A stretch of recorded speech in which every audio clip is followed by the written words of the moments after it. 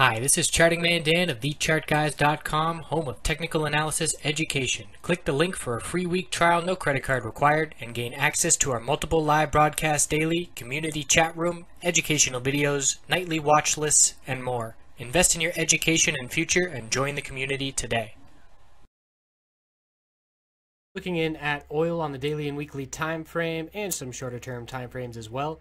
So today we see a long lower wick bouncing off the middle Bollinger Band support of 49.66.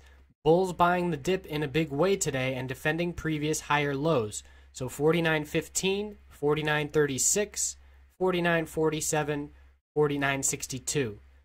The bearish MACD cross is following through, but as long as the middle Bollinger Band holds for the bulls, they are remaining in control.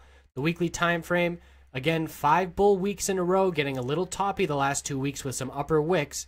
So if we do pull back, it is normal and healthy bullish consolidation, and we could pull all the way back to $48 and still be looking really bullish. We could pull all the way back to $45 and still be maintaining the higher low pattern on the weekly. So don't lose sight of that. Don't get too short-term sighted. It all depends on the length of your trade, and you should have time frame in mind as a decision factor in your trades. So we are still holding the low of last week, 49.47, 49.62.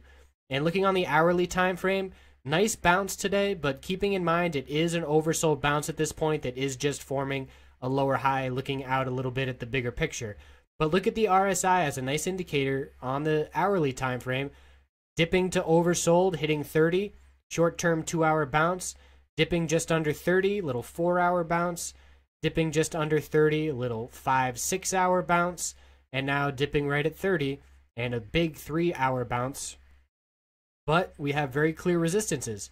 51.02, 51 even, 49, or make that 50.98. Now another lower high currently of 50.63.